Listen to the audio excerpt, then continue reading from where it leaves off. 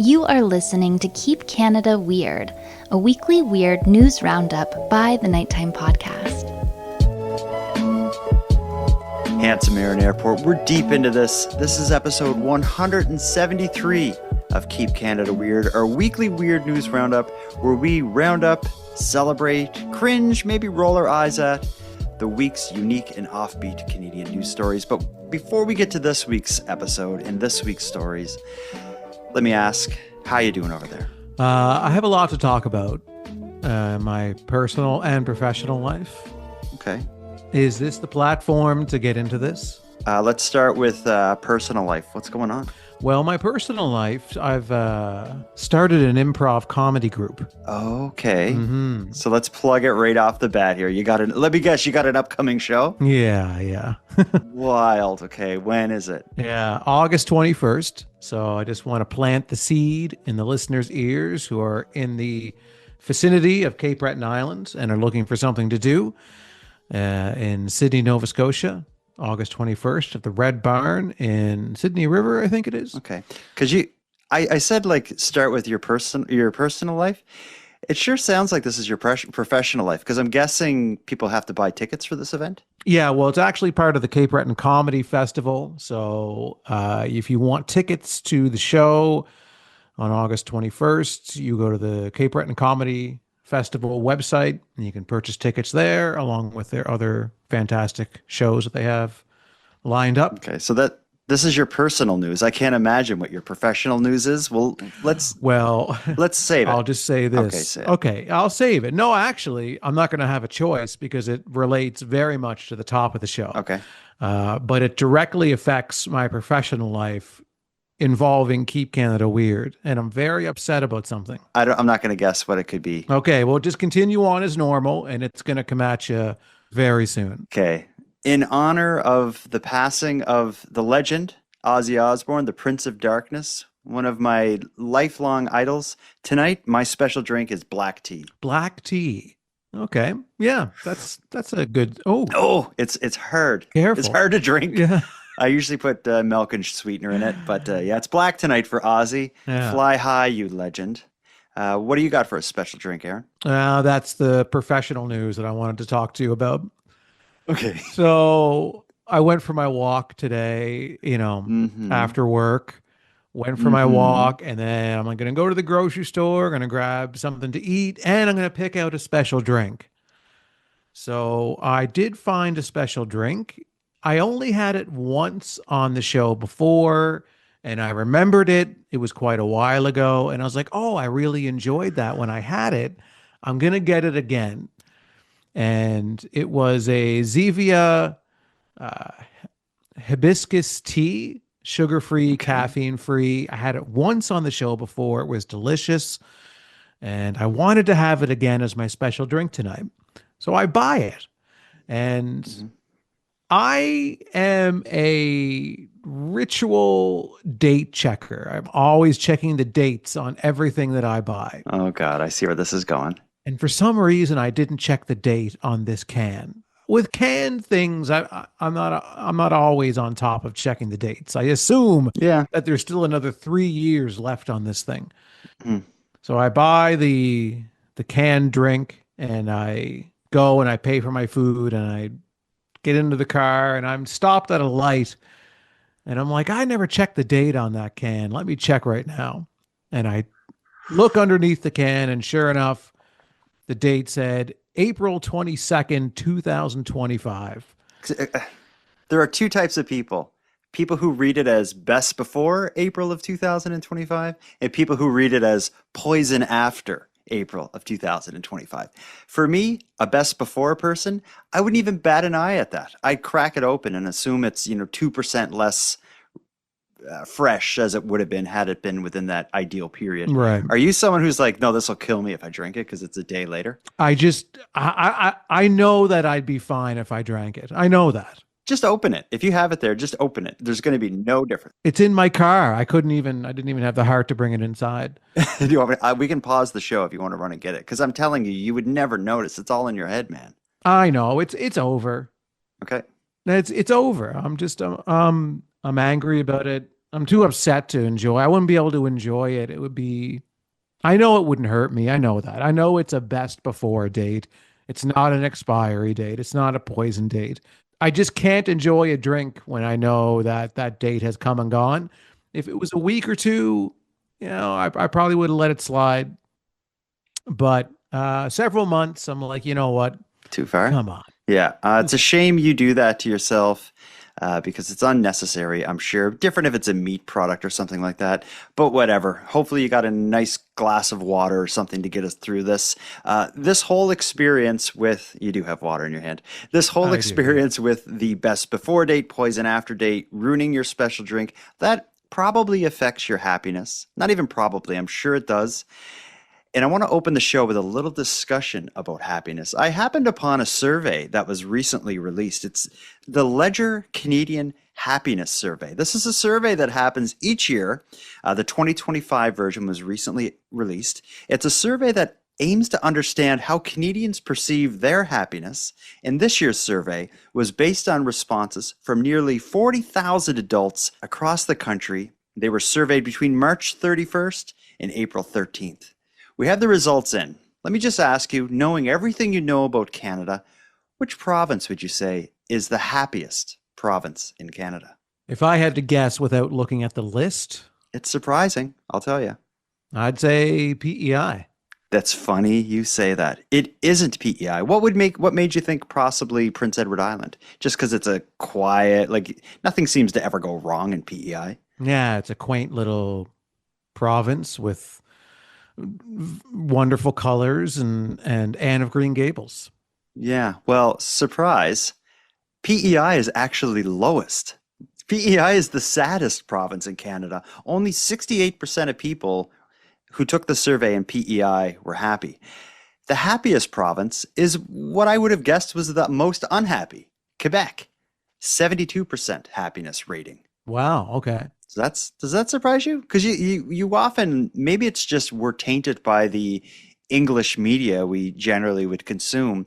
But in my mind, Quebec seems to often have problems with stuff. Like there always seems to be some dispute between like rules and laws in Quebec and the rest of Canada and all this stuff. It just, the reputation for Quebecers is that they're kind of like a cranky, hard-nosed bunch. Mm-hmm. Doesn't seem to be what the survey shows. No, it doesn't. The proof is in the pudding for sure. Nova Scotia is right in the middle. We're both in Nova Scotia. They score 5th on the survey of the happiest provinces. And there is a kind of sister or brother survey to this that is called the World Happiness Report. And that does the same kind of thing, gauges happiness, but it does it per country. The happiest country was Finland this year in 2025. Canada placed 18th, but probably no surprise, we're above America. They were 24th happiest country in the world. Well, the Finland thing doesn't surprise me. You always hear of Finland being a wonderful place to live. Yeah, Finland and Sweden and like Czech. Sweden, that whole little area there seems to really have it figured out. Yeah, it just seems like when this comes out, why doesn't everyone just move to those? Like if it's statistically you're happier there, like why would you just not move there? I guess I didn't consider it. And then some provinces and countries, they'll also track like average lifespan. Wouldn't it make sense to just move to the place that has the longest lifespan? Mm-hmm. Maybe. But if you're starting off late, like you and I are completely riddled with processed food and the weight of the world. So if we were to move there now, we're too far behind. It's over for us. Yeah. They wouldn't even allow us in. We'd screw their numbers up. No, they'd scan us and be like, whoa, no, not a chance. No. We got stats to keep. Before we get into this week's story, I want to do what we always do, start the show with a voicemail, and then I'll introduce the stories. This voicemail comes from a listener named Trevor. He's a proud member of something that I'm calling the Keep Canada Weird Rat Patrol. You remember in last week's episode, we celebrated, along with the province of Alberta, their 75th year rat-free? Yeah. Yeah, one of the surprising but amazing claims to fame for a Canadian province. Trevor heard our conversation celebrating his province's 75th rat-free year. He wanted to give us a bit of a glimpse behind the curtain because he's one of the brave folks that are actually fighting the rat infestation in Alberta. This is your rat marine Trevor / correspondent here in Alberta. I was listening to your most recent episode where you're talking about Alberta being rat free again, and it just so happens I was monitoring for them today at our local landfill. We've been monitoring all summer. We have 50 traps set up there to monitor for them. We're watching because there's the garbage being imported to that landfill is coming from a place that is known to have rats.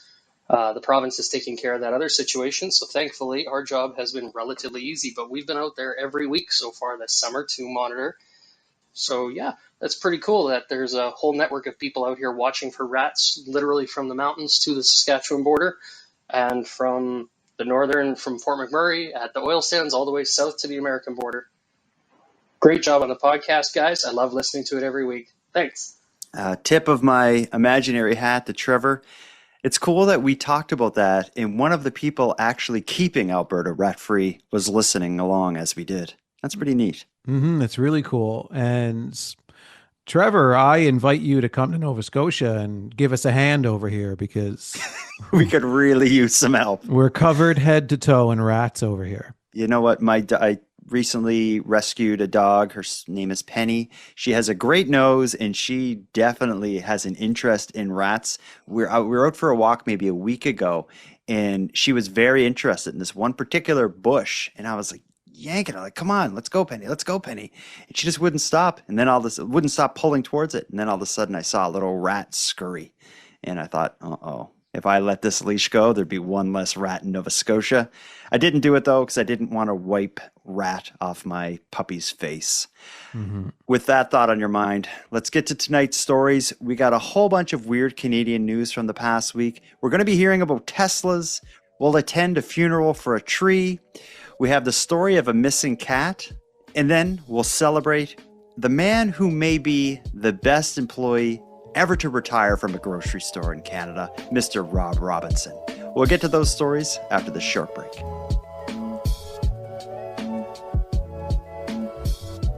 Handsome Aaron Airport, it's not often we get to talk here about automobiles, and especially not often that we get to talk about a vehicle as controversial and divisive as the Tesla automobile.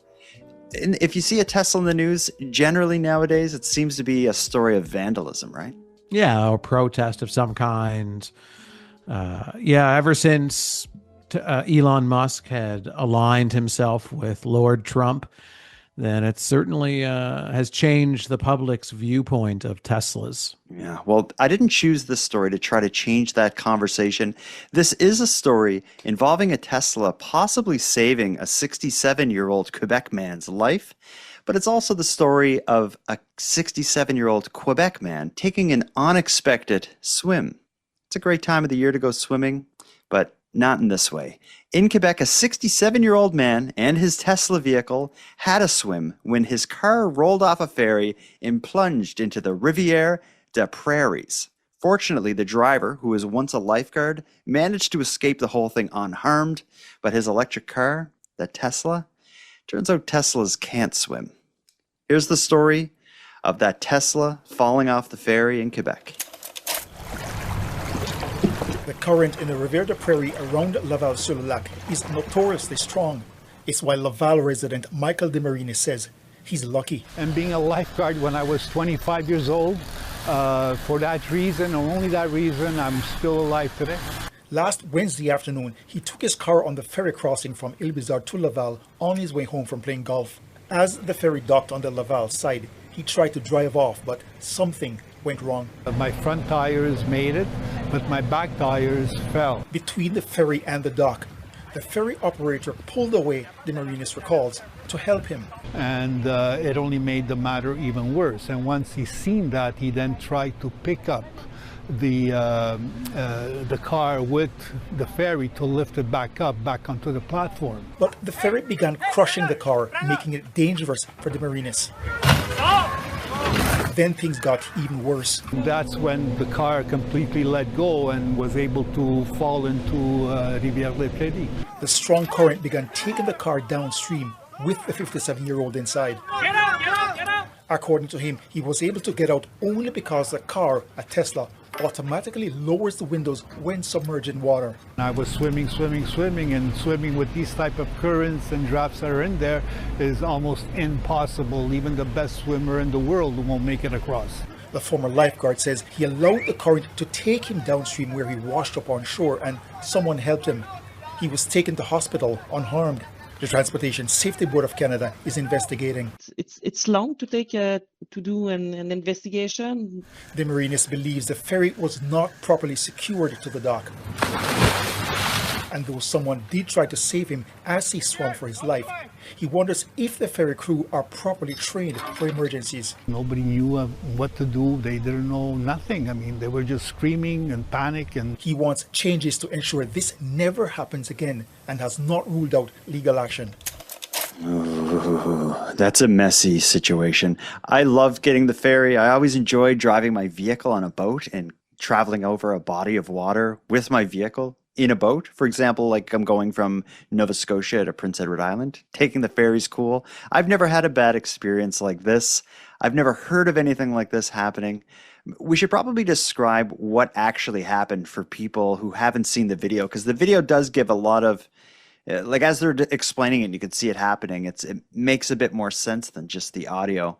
Do you think you can talk through it, or do you want me to get the play-by-play? Well, correct me if I miss anything, but the ferry, which had docked, and then, whatever gate opens or whatever, and the car was driving on, his front two wheels were on the land, but then all of a sudden, as he drove forward, the back end of his vehicle started going into the water. So yeah, and that's right. So it was kind of like his front was on the land, the back wheels were in the water somehow. Yeah. But what really got it complicated was the ferry operator tried to help by like lowering kind of like the bridge that allows you to drive onto the ferry. He kind of lowered it to try to push the car up onto the dry land to get it out of the water. But in doing so, he started to like crush the car and pull the car down into the water. So that was bad. But then to make matters even worse is this body of water has like a heavy current. It's like a raging river pretty much. So that pulled the car into the water. So when you watch this video, you hear people screaming. You see the 67-year-old man in his car with his door open with the Tesla just flowing down the river. But luckily the guy could swim and managed to get out of there. But that's not how I want to swim. No, the thing that surprised me the most about this story was the feature in the Teslas where the windows will automatically roll themselves down if the car is submerged in water. Yeah, like a bit of a fail-safe. That's a good idea. That's a good design feature, because it's something you hear about a lot. You get trapped in a flood or your car goes into water and you got to break the windows and stuff. Having the Tesla automatically open the windows, that's a cool idea. I like that. I like it a lot. It makes me. But I'm hesitant to say anything positive about a Tesla. Are we gonna, crap on the cars because of the political, dealings of the owner of the company? Even without the political stuff connected to those cars, the Cybertruck is so ugly. I agree. The Cybertruck is dumb, but the Tesla itself is a fine electric vehicle, is it not? I don't know. I've never driven one. And when you look at them on the street, they don't look, other than the Cybertruck, they just fit in like every other car. Right. Like I like the idea of an electric vehicle, but it also bothers me the sound of them. You can really hear like a when there's an electric vehicle as opposed to like a gas engine. You prefer a vroom, vroom? Is that yeah, what like you being want? a man's man. Oh, yeah, being a like kind okay. of like, That's yeah. I'm the opposite. I love how quiet they are. I love how clean they are. The only thing that keeps me from getting an electric vehicle is the infrastructure just isn't there yet. I travel to Halifax a lot for work and for pleasure, and that's a 4.5 hour drive. I can't own two cars, one for driving long distances and one for just bombing around the city. So it's like a lifestyle thing. Where I'm in Halifax, I do a lot of drives just around the city that are short, and like an electric car would actually be pretty sweet for my lifestyle. But when I do travel, like going to Cape Breton, a 5-hour drive, I wouldn't want to take an electric car for that, unless the battery could last. And even if the battery could last, I'd still be so hesitant and worry about it. Like, I don't even like going out if my cell phone is at like 50%. I'm like, I got to stay home until this is under control. Right. It's still it's on its way. I mean, as the technology improves, faster charging batteries, more charging stations, because that's the issue. If you got to charge while you're on the road, you can't sit there for 2 hours while you're getting enough charge to make it home. It's just not practical for long distance driving, but it's great if you're just driving it around the city and you bring it home and then you plug it in again. Yeah. And you'll always know that were you to fall into a body of water, it would automatically roll down its windows. For that reason alone is enough to buy a Tesla, I think. Disregarding all of the political and ideological issues or surrounding it, it's a great car. I wouldn't even, if someone gave me one, I wouldn't even drive it. The first thing I would do would be to sell it. Really? For me, it's impossible to separate the connection between all the political stuff. You can't separate the art from the artist. So if you had a band that you loved and their music was incredible, but then you found out that they voted this way or they think this way about that, like they didn't break the law. But they just... You're not talking about Kid Rock, obviously. Yeah, well, Uncle Cracker is who I'm talking about. I can separate the art from the artist because I still love Hulk Hogan. You love Hulk Hogan. Is this fair? I don't know. Why do you love him? I don't know. Let's move on. This story about the man in Quebec who managed to survive falling off the ferry. I'm glad you made it out alive, sir. I hope insurance replaces your car. I hope it's never vandalized because people assume that you're very supportive of the politics of the owner of that company. And to the ferry operators, I hope they get to the bottom of what caused this to happen and prevent it from ever happening again. Apparently, this ferry has a long reputation of high safety protocol that's never had an incident before. Let's keep it that way, Quebec. The people down there are happy. Don't dump them into the pond in their cars. You're right. We got a little too into the weeds there over the politics of Teslas. And I just like to state for the record before we move on that, I'm not an Elon Musk guy. I just think the Tesla is a fine automobile. That's all. Okay. That's all. I don't like any cars. I have an old car that my grandfather gave me before he passed away, and I'll drive that thing into the ground. And in my mind, it's the best car in the world because it has an association with one of my favorite people, Papa Eddie. Nice. Let's move on to another story. This one, I think maybe the story of the night. When I have a story that I feel this way about, I often push it to the end, but I want to get right into it here. We'll just call this story, What Tree?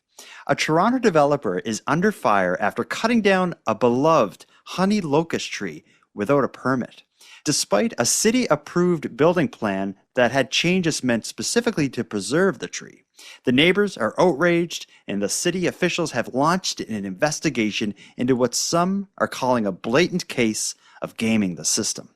Here's the story of the tree in Toronto that the developer doesn't seem to even think was there in the first place. Protect the trees. That is the message on this development notice in Leaside. But the 80-year-old honey locust that once towered over this property has been reduced to roots. Now, the city told the developer they could not cut the tree down, but neighbors say they did it anyway. This is highly disappointing. It was a lovely old tree. It did provide shade for the neighborhood. It just gave that corner a little bit of character. Residents say they understand the need for development here, but they're devastated by the loss of the tree. The tree was taken down. People were crying. The local city councillor says the city even made concessions to the developer, allowing them to build closer to the street in order to keep the tree intact. Since you guys worked with the developer in order to allow them to push the building up further on the property to protect that tree, and then they kind of go behind your back, how does that make you feel? Well, it makes me really angry because I feel like we were taken advantage of, and I feel like what appears to have happened is that they gamed the system, really, for their own benefit. We called Mod City to ask them about removing the tree. They said there was never a tree there. Neighbors, the city councilor, they're all telling us that you chopped the tree down. No, that didn't happen. Where'd the tree go? What tree? The fines for cutting down a tree without a permit can be up to $100,000, but the councillor says that may not be enough to deter developers compared to the millions of dollars in properties at stake. We do worry that they maybe factor that into the cost of doing business. I hate to laugh at his response, but what tree? He was so clearly playing dumb on that phone call. What tree? Yeah, well, I mean, it's unfortunate. It's what are you gonna again? $100,000 is not a lot of money to these developers. They're just gonna steamroll whatever's in front of them, build whatever they want, and it's more of a. It's easier to ask for forgiveness than it is permission, and they're not even going to ask for forgiveness. They're just going to do it. Especially if they know that it's $100,000 fine. That's not a lot of money when you're developing a building, like an apartment complex or something like that. If this tree is gone and you can add 3 more parking spots, that probably pays for itself in a couple of years. Or if you can, beyond that, if you can add something that you can rent out, like maybe it gives you a bit more room for another unit or something like that, then yeah, $100,000 for sure. That's just the price of doing business. With these developers, they spend so much money to get things rolling, and they make it up over 20, 25 years or whatever the case may be. What the city needs to do is reconsider the fines for, doing something like this, because you can't replant that tree when it's chopped down. No, the tree is done. It's done. It's over for the tree. And that's the heartbreaking part of the story is the tree is gone. It's not coming back. And these developers will suffer little to no consequences. There'll be the smallest little slap on the wrist that they won't even notice. And they'll make millions of dollars doing this. And it's criminal. Yeah, actually, I have the article in front of me here as we're talking, and I think I got it right. I said like having the tree gone may allow them to have a couple more parking spots. It turns out that just 8 days after they illegally cut down the tree, the developer applied to the city to install a parking pad where the tree once stood. Right. So they actually are applying to have extra parking where the tree would have been. So certainly they're like, yeah, that's $100,000. That's well worth it. All we got to pay is $100,000 to get rid of that tree, and we can put in our parking pad. I'm thinking a parking pad. Could that mean like a multi-level parking thing? I'm not sure what a parking pad is. I was envisioning a very cushy pad that cars will go up on, and it's comfortable for them. Yeah, it could be what it is. But it sucks. Like an old tree, a large, majestic tree that adds so much character to a community. And as our cities are growing and green space is disappearing, I think we need to hug what large trees we have. Although they can be a nuisance at times, the shade they provide is priceless. And the feeling of being in nature is also priceless. Shame on you, developer, but also shame on the city for not having appropriate punishments to prevent this kind of behavior. So you say that sometimes trees can be nuisance. What are some examples of trees being a nuisance? Okay. If they are over your house and there's too much shade on your roof, you get like moss and stuff growing on your roof. Or when they get really old and there's a risk of them falling over near a house, it costs a fortune to get them taken down. That can be a problem. Right. I can see that being a nuisance. Yeah, and I'm dealing with that myself right now. I live on a heavily treed lot, and I'm surrounded by large, tall trees that all need a pretty good clipping. But the price to have an arborist come out and remove trees or even go up and trim them, it's way higher than people would think. Things that are way more expensive than people would expect is dealing with trees. Second thing is installing patios. Like if you want to replace or install a patio, the price is so much more than you would ever expect. And the same goes for driveways. Anything to do with driveways or retaining walls drives me nuts. And these are things that generally you don't get a lot out of. Like putting a new driveway on, it's not like you're excited, this is a great new driveway to drive up. But it's like half a year's salary to get this thing done. Yeah, or a fence. You want to get a fence put in, that's going to cost you $40,000, $50,000. Yeah, good one. I never thought of that. I guess patio and fence They're different, but they kind of cut from the same cloth, a wooden cloth. Sure, yeah, an awful wooden cloth that will scrape and claw you when you try to wipe yourself with it. We're gonna start working our way towards our second and final break, but before we do, I have a great piece of listener mail that I want to share here. This is a listener named Tylo. You ever hear the name Tylo before? I think it's spelled Tylo. Tylo? No, that's new to me. It's new to me as well. But a listener named Tylo was calling in response to some of our discussions recently about keeping a cat in a harness. Tylo is supportive of cats in harnesses, but they're not so sure about some other animals being brought out into public. This is Tylo's story of going on a date with a pigeon. Hello, Handsome Aaron Airport and Bus Stop Backhoe Bonaparte. It is your faithful correspondent, Tylo, from originally Winnipeg, but reporting live from Ottawa at the moment, and having a think about what animals I'd like to see on harnesses in the wild. And while I have a dog and my sister has 3 cats, I am pretty used to seeing those animals out and about. But there are some animals that just don't belong in any establishment, and I have to draw a hard line on anything other than cats and dogs because I was forced to go on a date with a bird one time. For the purposes of keeping this recording as short as possible, I was on a date at the Moon Room in Ottawa, and my date brought their pet bird because they said that they couldn't leave it alone because they had just rescued it. And what kind of bird was it? A pigeon. It was a pigeon. And that is the story of how I found myself on a date with a pigeon. If you want me to send you a video, I do have some video evidence. But you're probably wondering how the staff of the Moon Room reacted. And let me tell you, shockingly, they were all right with it. The bartender brought the bird some nuts and water, and it was pretty much like a giant segment of Animal Planet or Zaboomafilm even, with everyone in the restaurant just pandering to this bird. Yeah, there are some animals that should just never, ever, ever be allowed in public establishments. Thank you. Wow. I'm not as curious to see like video of it or hear how the staff reacted to it. I'm curious if she gave the person a second date.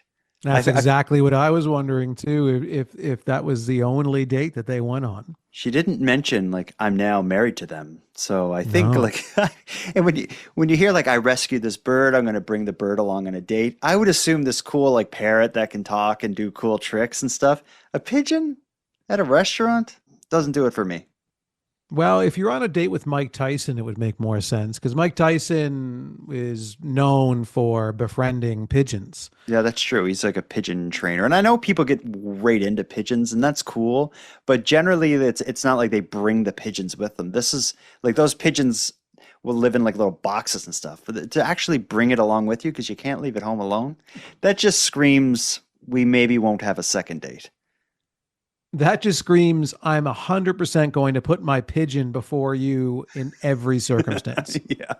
Yeah. So I assumed that was the end of it, but it's a cool experience. Everyone has like odd dates they've been on. I've never heard of someone actually bringing a pigeon along. So it would be great if we got a Keep Canada romantic voicemail of somebody who owns pigeons, and then we could connect them with Tylo. Well, we get Tylo to get us in touch with the person who had the pigeon.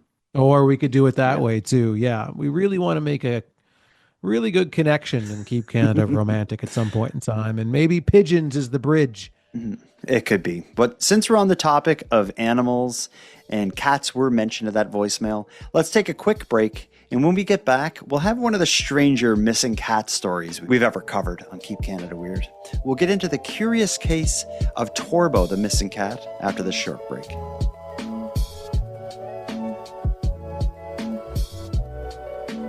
Handsome Aaron Airport, let me tell you about the curious case of Torbo, the missing cat. A British Columbia couple has been plagued by phone calls about a missing cat. For over a year, they fielded daily calls from strangers across the United States offering to return the cat in exchange for the promised reward.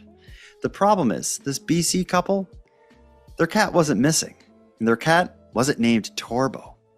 Here's the curious case of Torbo, the missing cat. Over the past year or so, our next guest has had a lot of phone calls that sound like this. Hi, I think I might have found your cat, Torbo. Just give me a call back. Thank you. Hey, I think I found your cat, Torbo. Call me back. Now, that would be great news, of course, if you had a missing cat named Torbo. The thing is, Natasha Lavoie's cat, the name is Mauser, and is not missing. But for more than a year, she's been receiving dozens and dozens of phone calls just like this. And Natasha has just recently gotten to the bottom to the mystery of it all. I just started receiving all of these random calls from the States. And I'm like, why am I getting a call from Albuquerque? I have nobody that I know in Albuquerque.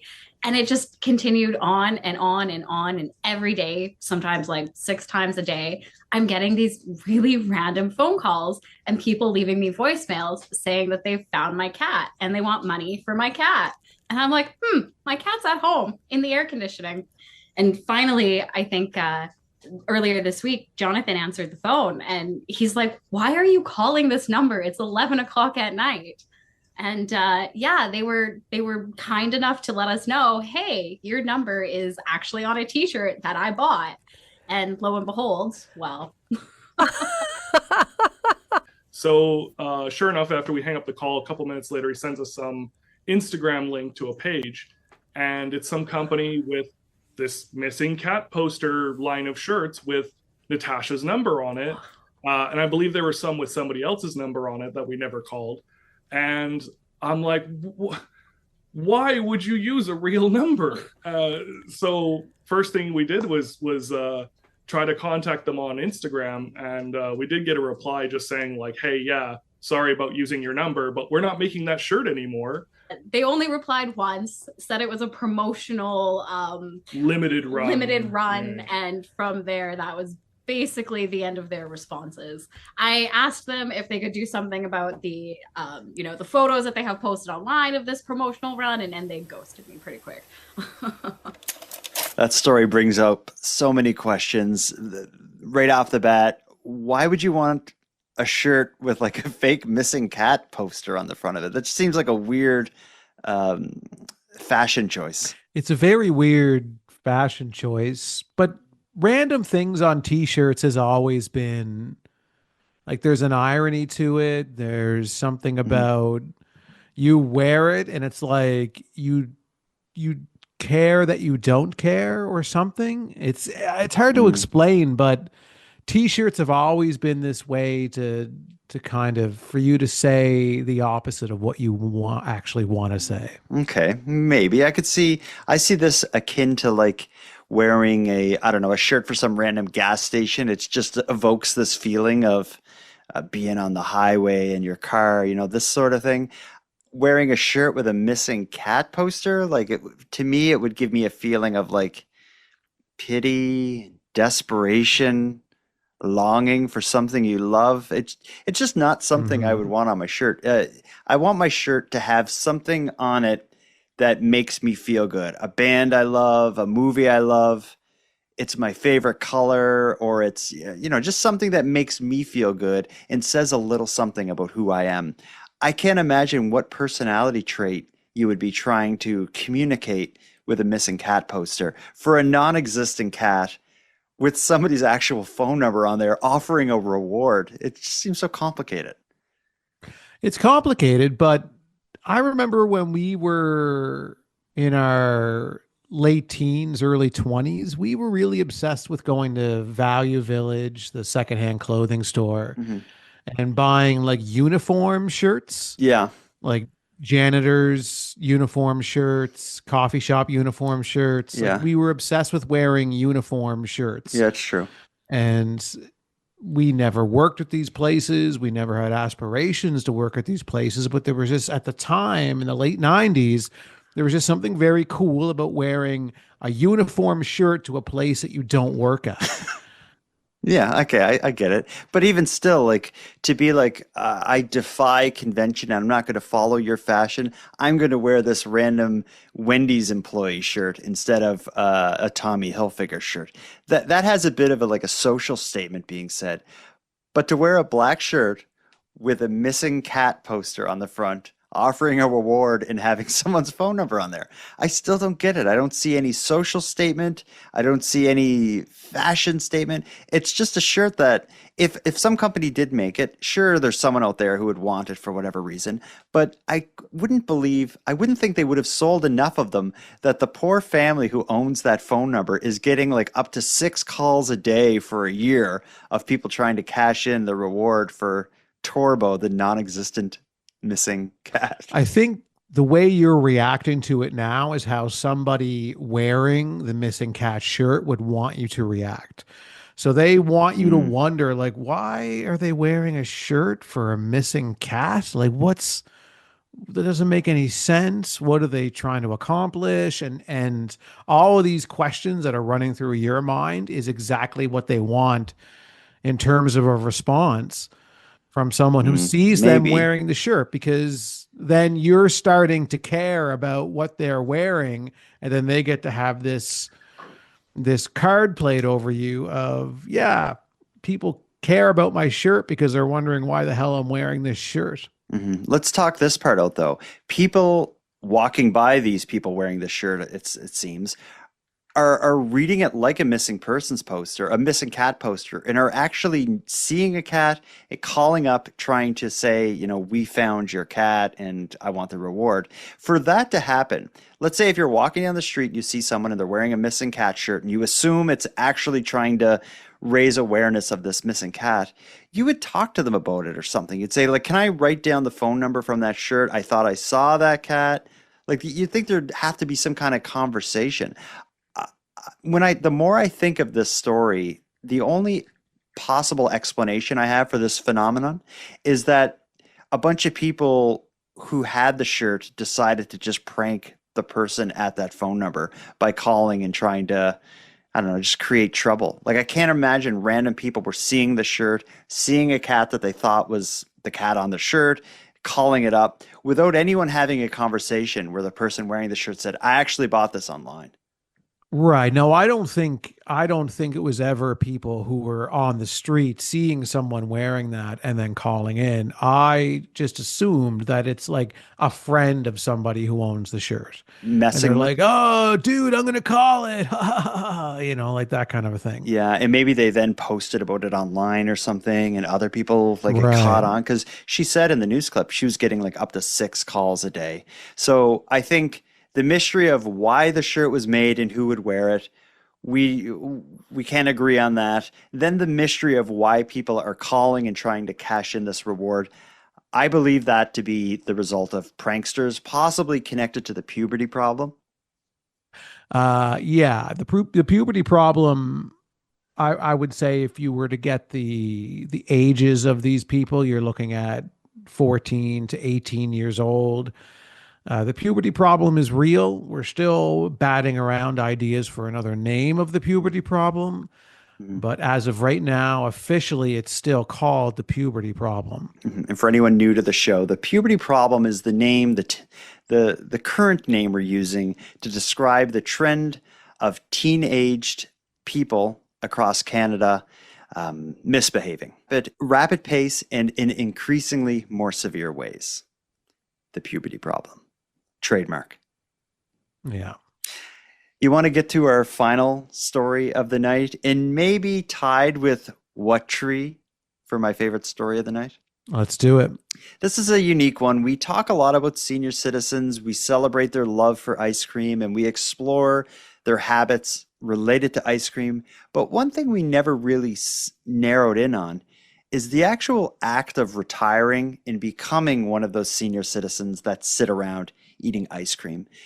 We have a story related to a retirement, and it's not just any retirement. It's the retirement of a man who may very well be Canada's most faithful, loyal, and beloved grocery store employee. After nearly 50 years of service, grocery store employee Rob Robinson of Annapolis Royal, Nova Scotia, is finally retiring. Let's listen in as CBC celebrates Rob's retirement. And I'd like to talk to you about if every retiree should get this kind of treatment in the mainstream media. Here comes the story of Annapolis Royals best employee, Rob Robinson. Rob is probably one of the friendliest, nicest people you could ever meet. He always comes in with a smile on his face. Comes in, does his job. Loves to talk to the customers, and I think he knows just about everybody in Canfield by name. And just being here for that many years. What are you going to miss most about the job? Customers. I won't miss the work. These hard floors are a killer on the feet. Your back, your shoulders, it takes a toll on yourself. But yes, I'll miss the people. I've seen a lot of people, I've seen a lot of changes. We went from paper bags in the 70s to plastic bags, now back to paper bags. I remember the days when I started. You stamp the product and you'd put the stamp on the cans. But when there's a price change, you had to go get a knife and pull all those stamps off the cans. It got a little too much. How else has it changed? What's different about when you started and now? Prices. When I started, bread was probably 50 or 60 cents a loaf. Now look at it. It's what? $3.50 a loaf? What did that mean to you to do something for so long? I'm just proud of what I did. I stuck it out. You stuck it out, Rob. Yeah, stuck it out. Those kind of news clips, that's my favorite kind of news. That's like slow news day gold. Oh, yeah. Okay. Did you find what he was saying interesting at all? Yeah, I found it interesting. And I wish everybody retiring, if you work somewhere for 50 years and it's your last day, I think the news should show up there and interview you about it. Okay. So what's a dentist retires? I'd love to hear about it. Yeah. But actually, so what's changed since you started doing dentist stuff? Well, I'm sure. Well, let me tell you, we got to wash the tools now. The patients got older. Yep. Some of them come in and they were 5 years old, and then 30 years later, they're God knows what. What I liked about Rob Robinson, though, is he does it. He loves the people. Doesn't like the job. The floors are hard. Everything's a pain in the ass, and he stuck with it. I like that he used that kind of term. Like, I stuck with it. Like, he checked in every day on time. He checked out a couple minutes late, I'm sure. Yeah. Putting in a bit of extra time, saying hi to people, kissing babies. Right. Like, Rob Robinson is where the rubber meets the road in Canada, I think. Guys like this. There's a lot more going on to this story than I think is, on the surface. All right. Oh yeah. There's a lot happening. Give me a glimpse. What did you see? Okay. Well, there's the dynamic between the manager and Rob, the retiree. Okay. The manager that kind of introduces it. Like, everybody knows him. Everybody knows him. He talks to everybody. He's always talking to the customers. So how often do you think there's boxes and boxes and boxes of unsorted stock just piling up in the middle of the grocery store, and Rob is off chit-chatting away about, we used to have brown bags, and then we went to plastic bags, and now we're back to brown bags again. But Rob, get back to work, man. Yeah, I could see that being an issue. Oh, it's a definite issue, I can tell. Like, the manager was happy. The way he was talking about Rob was very happy because he's so happy that Rob is finally retiring. Yeah, I'm happy for Rob, and I'm happy for us too. Yeah. I can't wait to get a spring chicken in here to just stack these shelves for me, for God's sake, in a timely manner. Yeah, I think you're probably right. I have a feeling Rob Robinson's numbers leave a little bit to be desired, but what he lacks in efficiency and go-get-itness, he makes up for in knowing everybody's names and just being like the nice, friendly, smiling face down in the produce section. Okay, now imagine this scenario here. Okay. Right? So you leave the house and you have family over, and there's something that you need at the grocery store. You got to get in real quick. You got to get in and out. It's like, okay, I'll go and get the milk. I'll come back, and then you can finish making this so that we can have everything ready for the barbecue. Right?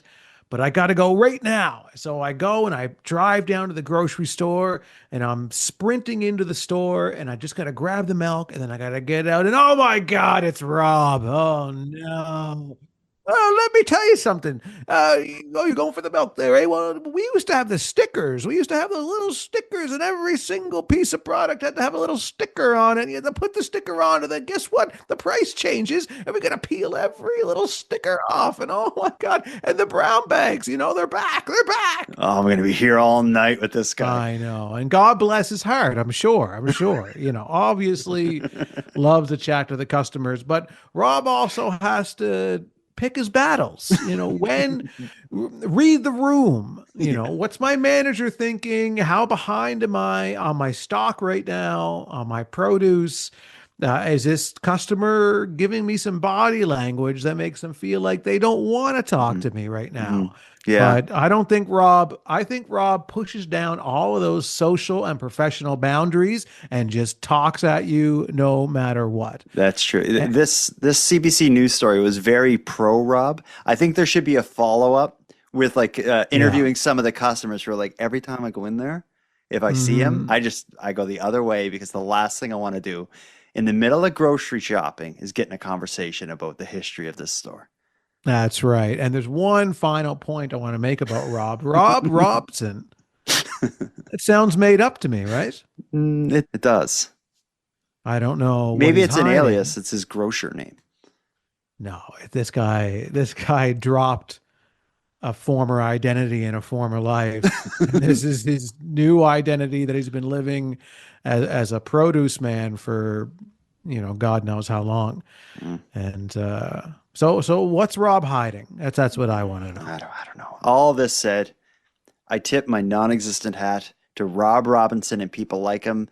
They are what make Canada what it is, I think. Salt of the earth, Rob Robinson. Good luck in retirement, buddy. I wish I had have shopped at your grocery store. I would have chatted with this guy. Some days. Yeah. There are some days I would have been really upset that someone talked to me. You go to a coffee shop and you're like, hi, I'll have a medium coffee with cream and sweetener. And they're like, that'll be $45, sir. Yeah. I will strangle you here today if you don't give me it. Yeah. That sort of thing. Anyway, we got to start wrapping up the show, but we've gone through a couple voicemails. I got another one here that we'll end with. This is a message from Christine, who wants to tell us a little bit about her thoughts on bringing cats outside. And not just any cat, the cat that she got drunk and bought one time. Here comes Christine's story. Hey guys, it's Christine from Montreal. You were talking about having cats on a leash. I got a cat last year. It was the best drunk purchase I ever got, especially for someone who's allergic to cats. Anyways, he's very cute and he is a great addition to the family. We love him. But I couldn't imagine the cat spending his entire life indoors. I thought that was kind of sad and inhumane. So we sit outside, my dog sits outside, and our cat sits outside. And he's a neighborhood attraction. There's the neighborhood little girls who come and play with him every day. He stands up to all the big dogs that walk past and all of that. And have a great day. Bye. Nice story. I'm glad she's able to bring her cat out and enjoy life outside with her cat. And I'm glad that the neighbors' kids appreciate it. But what I want to know in this story is, how do you end up getting drunk and buying a cat? Generally, there's a bit of a process to it. When I got my dog, I had to jump through so many hoops to get that dog. I get buying something on Amazon when you're drunk and not thinking straight. But a cat? So where are you drunk where you can get a cat? It's not like they're not like hot dog vendors outside of a bar. Where did she get the cat while she was drunk? Was she walking home from a bar and stumbled into a pet store?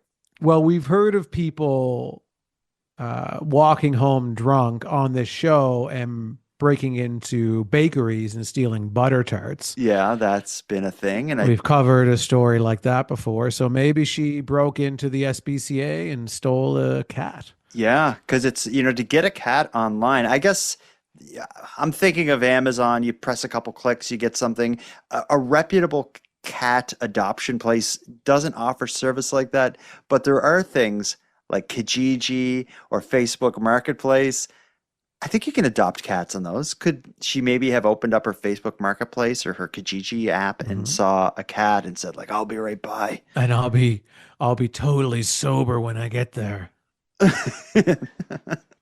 That's just an intro. Well, that was the part of that voicemail that was interesting to me. I've just never, I've heard people making dumb decisions when they're drunk. I've made a few myself, but I've never adopted a cat. I'd like to hear more of the story of connecting the alcohol to the purchase of the feline. Yeah, I think that's what we need to know. Christine, if you're still listening to the show, please send us another voicemail. Not so much about, the cat and being outside and your neighbor's kids. Tell us the story about how you got drunk and adopted a cat. That's the story we need to hear. Don't hide that. That's the meat and potatoes of the story here that we really need the details of. Absolutely. Well, it's about the end of the night, Aaron. We're going to start wrapping up, but we're going to start wrapping up this episode. But before we do, let's plug Keep Canada Weird mailbag number 7. We're just about to record it. We're just about to release it. Is there anything you want to say about the mailbag series? The mailbag series is excellent. It's a chance to hear all of the voicemails that we do not play on a regular Keep Canada Weird episode. So if you subscribe to the Nighttime Podcast Premium subscription or the Keep Canada Weird standalone feed, you are able to hear the mailbag episodes. So that's absolutely right. And we generally, like, when we record the weekly Weird News Roundups, we usually include, 2 or 3 max correspondent voicemails, but we get a lot more than that. We save them all up and we air them in the mailbag episodes. And they're a lot of fun. They're looser than the regular episodes. It goes in all different directions. People dig it. So if you subscribe to the Nighttime Podcast Premium feed or the standalone Keep Canada Weird feed, you can get all that bonus content. Keep Canada Weird mailbag number 7 will be out probably 2 days after this episode's released, and I'm excited to record it with you after we wrap up tonight. Excellent. And I also want to say, for anyone out there, if you want to send us a voicemail, go to nighttimepodcast.com/contact. You can send it there, and if your voicemail is aired on this show, the weekly Weird News Roundups, or the mailbag, you qualify for a Keep Canada Weird correspondence badge and swag pack that can be sent to you. To claim and redeem your swag pack, go back to nighttimepodcast.com/contact, and you can fill out the web form that's there where it'll ask for your name, what episode you were in, and your mailing address, and we'll send it right out to you. Let's put a bow on this episode. I think we're done. I agree with you. Handsome Aaron Airport. Until next time, listen to this weird voicemail I actually just got about an hour ago. The next day, I heard some weird things on my walkie-talkie. It didn't sound like English, but I'm pretty sure one of them said, "I got a waffle." I what? What did she say? I dot a waffle. It sounds like a little kid saying like some weird stuff about their walkie-talkie. It was an anonymous voicemail, no email or nothing. I don't know what was up with that. So until next time, think about that. Well, and Jordan, until next time, let's go dot some waffles. I want to thank you for helping Aaron and I fulfill our mission to keep Canada weird. If you got a news story from your area that you'd like to share with us, or have any thoughts or theories or opinions on anything we discussed tonight, we'd love to hear from you. You can contact us by using the voice recorder that can be found at nighttimepodcast.com/contact. And on that topic, I want to give a big thank you to this episode's correspondents. If your voice message was aired tonight, you can email me your address. My email is nighttimepodcast@gmail.com, and I'll get a Keep Canada Weird badge and swag pack sent out to you. I just ask that you wear the badge proudly and responsibly. Next, a big thanks goes out to Aaron for another great night, Unicole for the intro and outro voiceovers, and Monty Data for the outro version of O Canada. And then, of course, a sincere and massive thank you goes out to each and every one of you listening. Your support makes this show possible. And if you'd like to support the show even more, please consider a subscription to the premium feed, which can be found at nighttimepodcast.com/subscribe.